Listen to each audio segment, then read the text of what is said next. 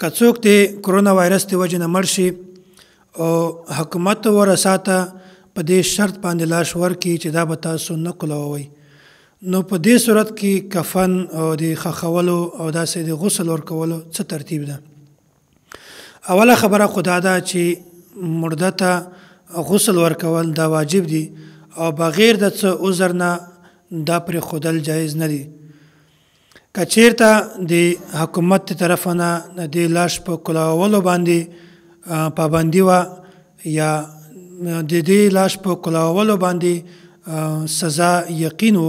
نو په داسې صورت کې د څو خبرو تاسې یاد دهاني وساتئ. نو اوله خبره خو دا ده که چیرته د هسپتال انتظامیه عمله او کمیټۍ هغې سره داسې آلات موجود و چې هغه د مړي ته غسل ورکړي او بیا په هغې نه بعد په احتیاط سره په هغه باندې شاپر چړاو کړي، نو دا ډیره بهتره خبره ده. نو که چیرته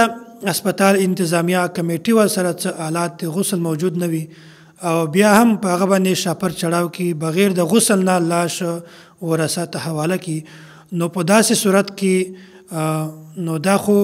نن سبا بیماری دا بیماری چې کومه ده په دې باندې دا ریسرچ شوی ده چې دا د هوا د وجې نه یو انسان ته بل انسان ته نه منتقلیږي، بلکې برای راست په لاس لګولو سره یا جسم لګولو سره دا بیماری یو انسان نه بل انسان ته منتقلیږي.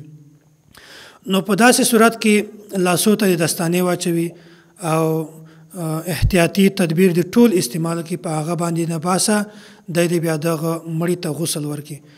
او که چیرته بیا هم د بیماری لګېدلو خطره وي، نو په داسې صورت کې دغه لاش د شاپر سره د یوې فوارې لاندې یا د پایپ په ذریعه سره د هغې ته اوبه ورسوي،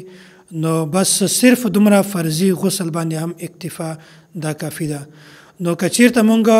په صحیح طریقه سره او سنت طریقه سره غسل نه کور د څه مجبورۍ د وجې نه، نو صرف په هغه باندې اوبه بهول فرضي غسل ورکول دا هم کافي دي. او هغې نه بعد دې ته جنازه ورکړي او دی په قبر کې ښخ کړي. نو د بیماری د وجې نه د جنازې لمونځ دا نه ساقطېږي، بلکې دا په مسلمانانو باندې د مړي حق ده. نو بیماری د وجې نه یا څه د مجبورۍ د وجې نه دا حق نه ساقطېږي، بلکې په دغه مړي باندې تاسو جنازه هم وکړئ او دې ته